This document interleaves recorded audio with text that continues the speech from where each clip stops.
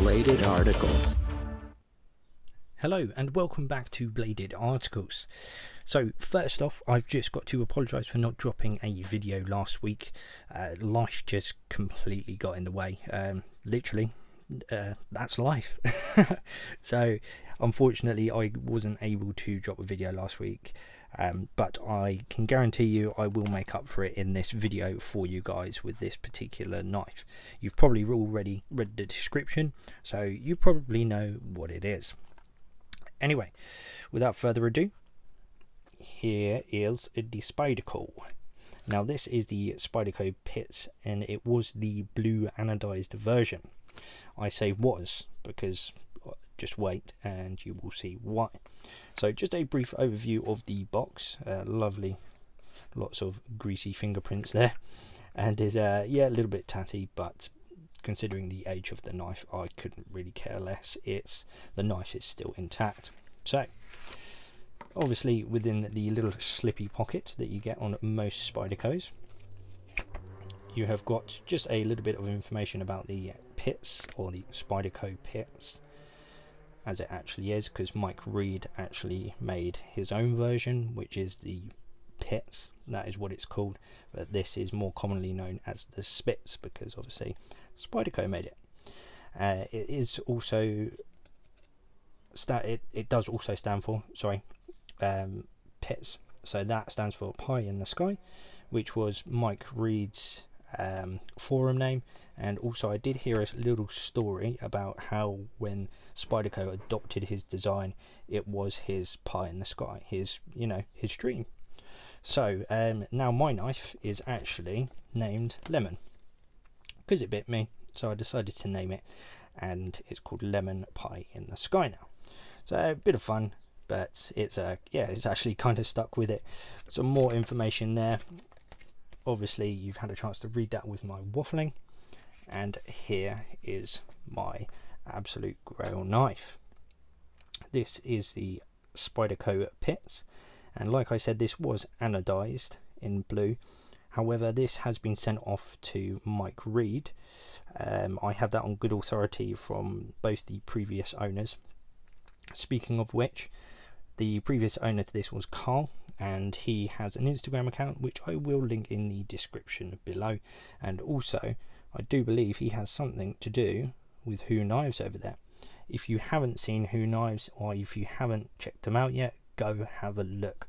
Honestly, I'm going to get one of their knives, and obviously Carl has something to do with that because I do believe it might be one of his own designs. Right, anyway, on to these Spitz. Look at that. So yes, like I said, it was tumbled in, and it was tumbled by Mike himself, according to both the previous owners, and I would like to think that is true because it has been a smashing job, or whoever done an absolutely epic job anyway. But that just adds to the story of this, really, of this absolutely legendary knife, I guess you could call it. It is just very well sought after in the community, and now using it I can definitely see why, especially for the British people or people who have restrictions in where they can carry stuff, non-locking, under 3 inches, that sort of jazz. So on to the first point, which is the price. I paid a wonderful £200 to Carl for this one. Now what I have seen for them going for is around about £190 upwards, and I say upwards because I've seen them go for random amounts like 300, 315, 295, 250. It can literally be whatever they want for it. Yeah, it's kind of a guessing game, just I purely believe because they are sought after so highly at the minute. So that's the first point out of the way. The second point we've pretty much covered already. These scales are titanium and they have been tumbled. Originally they were bead blasted and then they were anodized in the blue. However, that's all been stripped off and they have been tumbled. A few snail trails here and there. it adds to the effect, in my opinion anyway. Also on the pocket clip, this pretty much happens with all of them because it's, well, it's the wire pocket clip, and it does drag, it does mark on the actual scales. But that's the great thing about titanium, is that you can just redo it all. You know, you could take it all apart, you can just tumble it all again, and you would never know the difference. Now the pocket clip is stainless steel, and it does have a G10 backspacer here. And also you have noticed the actual stay in place mechanism itself. So this is a slip joint.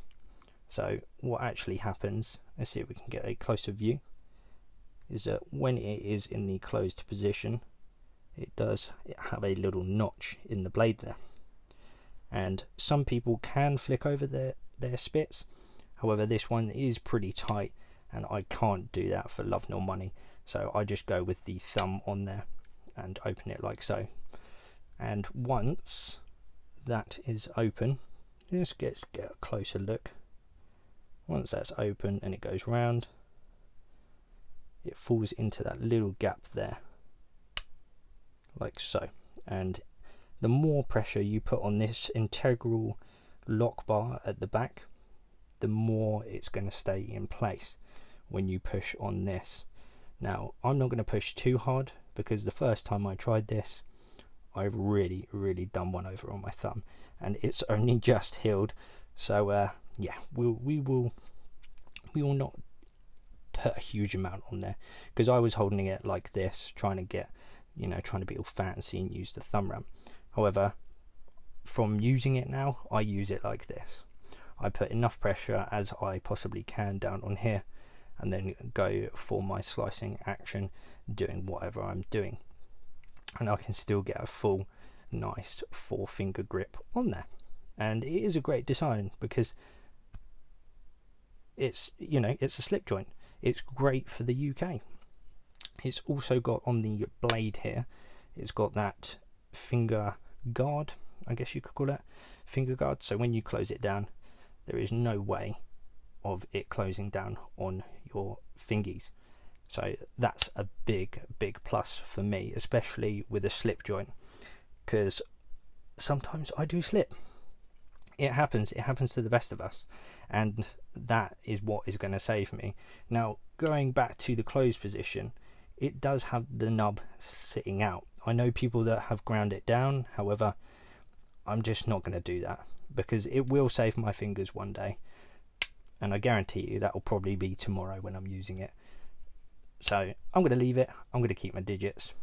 That's all on that front. Let's move that out of the way. So I have digressed a heck of a lot so far. So we have covered point number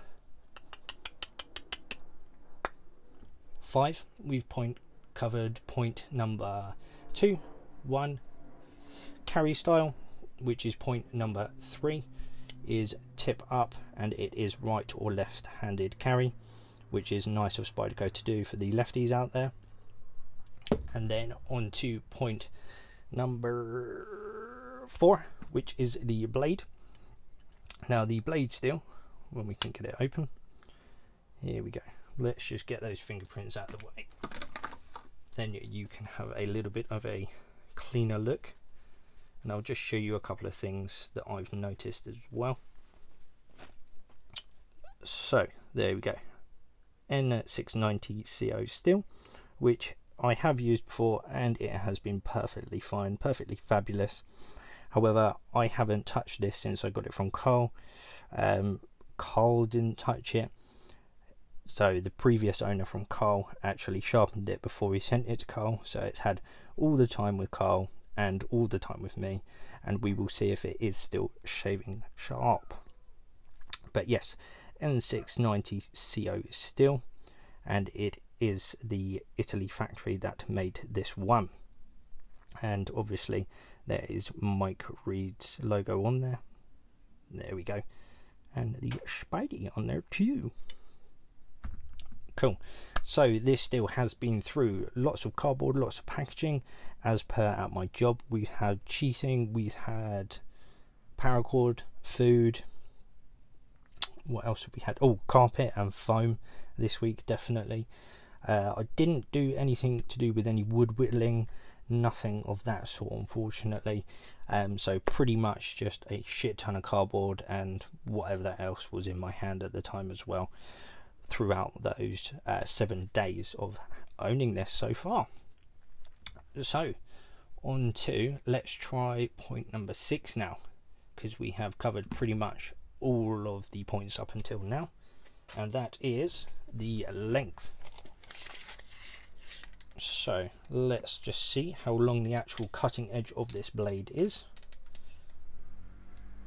and I'm going to go for, let me have it about there, I call that just over 6 centimeters, so 6.1, 6.2 I would go for.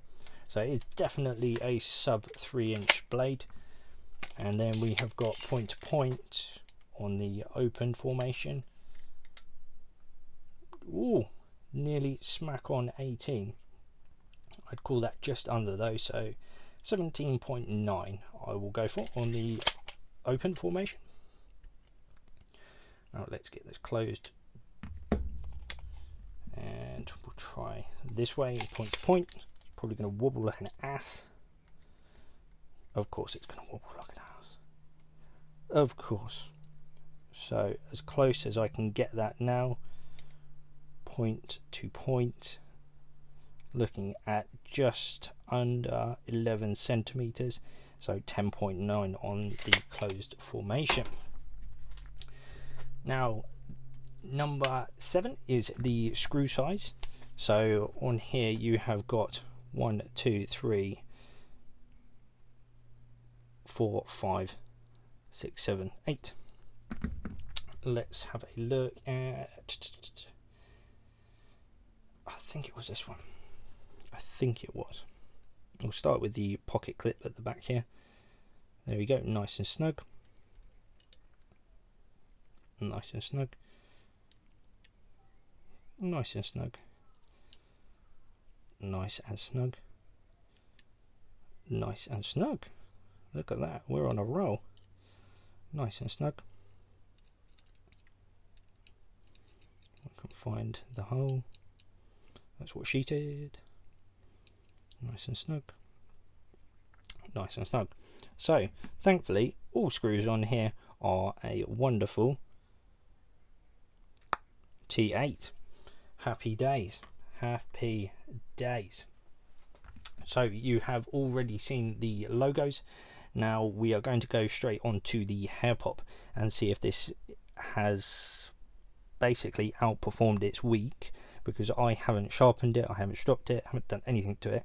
I just bought it from Carl and just went away with it, because I know Carl's knives usually come, well, they've all come absolutely stinking sharp.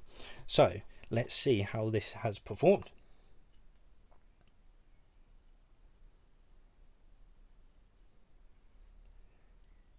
Oh, there is a few on there. There we go. So it is still shaving sharp. I'm going to call that a shaving sharp. However, it didn't pop them all straight away, so this may need a sharpen in the foreseeable future. I will have to find the sharpening angle for that and see how that goes. Now on to the size comparison, just whilst we are here. We have got a Benchmade 940, which is darn close. Also we have got a bird turn, because that's the closest I've got. I actually sold my S110V UK PK, so unfortunately that's what you got. Right, now we'll move the Osborne out of the way, and we have got a Mech EK3 RT, and as you can see this is another slip joint as well, but obviously different design of the actual mechanism. So it is coming in pretty darn close. The actual blade length itself is not far off of this. Is it off far of that? Yeah, it's quite a bit more on the old turn. However, on the EK3RT it is not too far off at all, maybe a couple of millimeters. I do apologise, I'm just talking too much. I'm really sorry about that. Anyway, there we go. Like I said, if you haven't checked out Carl and Who Knives, please go and check him out.